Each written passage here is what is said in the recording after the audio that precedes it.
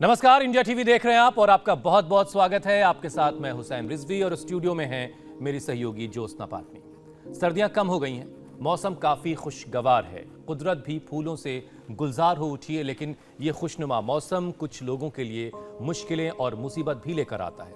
वो इस मौसम में घरों के अंदर कैद हो जाते हैं।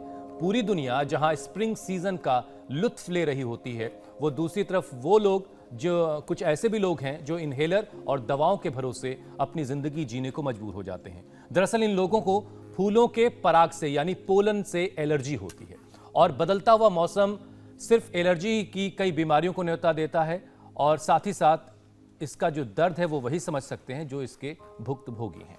सही कहा हुसैन आपने। दरअसल मौसम बदला तो इन्फेक्शन ने जकड़ा और इनमें आंख, नाक, गले, लंग्स और पेट का इन्फेक्शन सबसे ज्यादा कॉमन है। आंखों में जलन और पानी आना, सर्दी, जुकाम, बुखार, सांस लेने में तकलीफ, गले में दर्द, माइग्रेन, डायग्नोजेशन के अलावा इनडाइजेशन, चेंजिंग वेदर की सबसे ज्यादा परेशानियों को लेकर सामने आता है।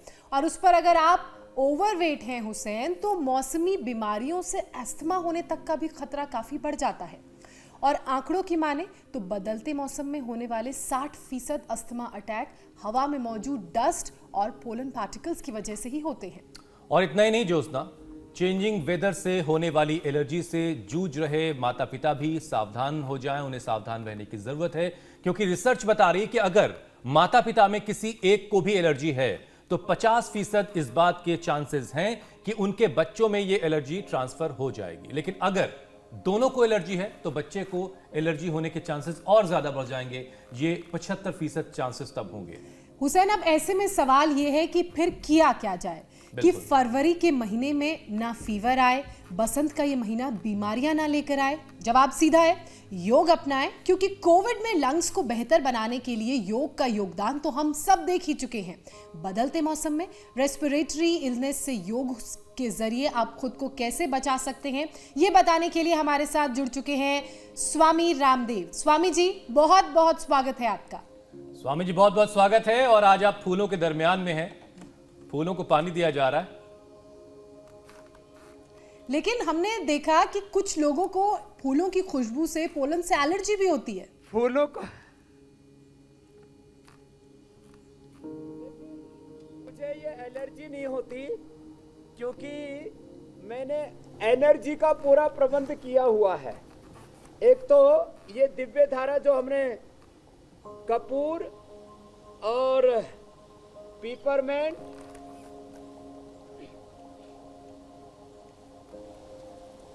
अजवाइन साथ ही थोड़ा लौंग का तेल और यूकेलिप्टस ऑयल डाल करके ऐसे ये जबरदस्त फायदा हो जाता है। ये स्टीम ले लेनी चाहिए एक बार। और आज मेरे साथ यहाँ पर बहुत से भाई बहन हैं। ये स्टीम लेने के बाद स्वामी मैंने जी, तो ये जैसे अब स्टीम ले ली तो फूलों अंदर की तक खुशबू पूरा परेशान गर्म नहीं हो करेगी जाएगी। जिनको करती है? कभी भी नहीं करती। अभी तो मैं कपड़ा और उतार देता हूं।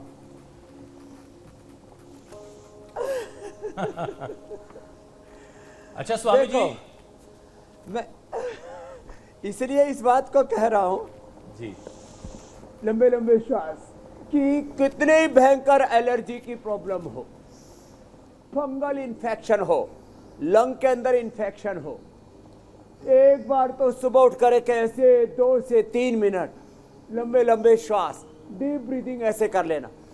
यहाँ पर ऐसे ऐसे भाई बहन हैं जो चलते थे तो सांस फूलती थी, एक कदम चलना मुश्किल हो जाता था जी। अब वो चलने लगे हैं, कुछ दौड़ने भी लग गए हैं।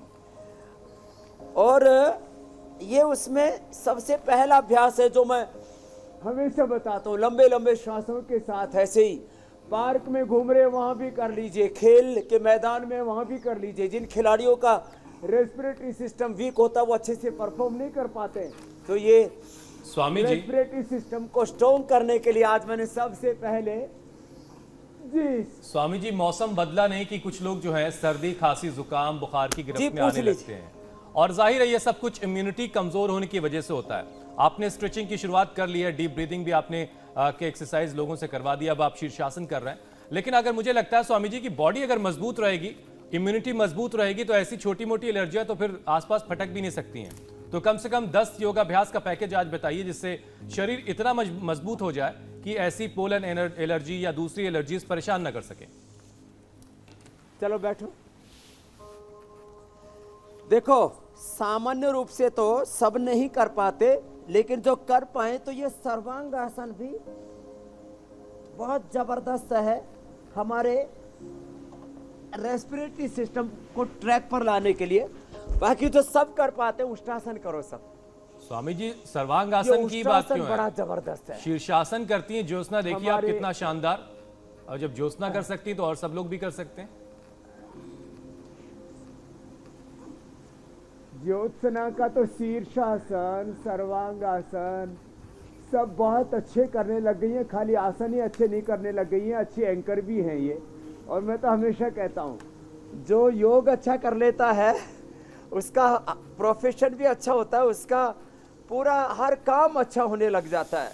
खैर, एक तो ये उष्टासन और एक जो है ये भुजंगासन, ये सबको करने। देखो, मैं अभी सबसे पहले 5 अभ्यास बता रहा हूं, फिर 5 एडिशनल अभ्यास बताऊंगा जी।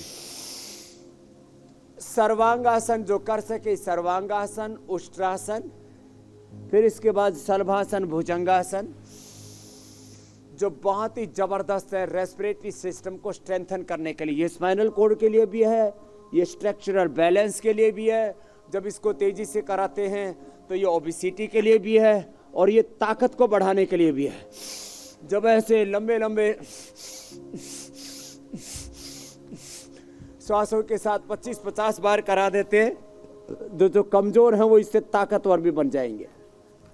तो हम सूर्य नमस्कार भी सबके लिए है, वो तो हमें हमेशा ही बताते हैं। अच्छा स्वामी जी, हर 2-3 शीर्षासन दिन जो में है एक वो बार कितनी उसकी देर तक ट्रेनिंग करना दे देते चाहिए? हैं। मैं तो कहता हूँ 10 से लेकर के 25 बार सबको करना चाहिए। वो भी बताएंगे आज फिर से एक बार। कुछ कह रहे थे हुसैन भाई। स्वामी जी, और मैं ये कह रहा हूं कि जब ज्योत्सना 3 चीजें मैं शीर्षासन बता करती देता हैं, हूँ, आप पूछ लीजिए। जी स्वामी जी, जब ज्योत्सना शीर्षासन करती है तो बहुत देर तक पैरों पे आसमान उठाए रखती हैं। तो मैं ये जानना चाहता हूं कि कितनी देर तक एक सामान्य आदमी को करना चाहिए शीर्षासन, जिससे नुकसान ना हो उसका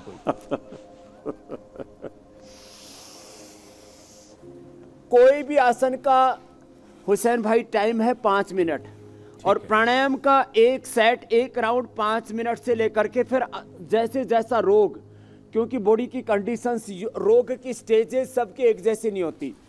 तो प्राइमरी स्टेज वालों को 10 से 15 मिनट कपालभाति, अनुलोम विलोम, फिर किसी को सेकेंड, किसी को थर्ड, किसी को 4th स्टेज में कोई डिजीज होती है तो उनका फिर हम 15 से 30 मिनट, 30 मिनट से फिर आधा घंटा और 1-1 घंटा तक जो है हम कपालभाति, अनुलोम विलोम आदि करवाते हैं। और लोगों को लंग फाइब्रोसिस, सार्कोडायसिस, माने अस्थमा की जो भयंकर कंडीशंस होती है उससे लोगों को बचाते हैं। और मैंने बचाया है लोगों को, लंग ट्रांसप्लांट से बचाया है।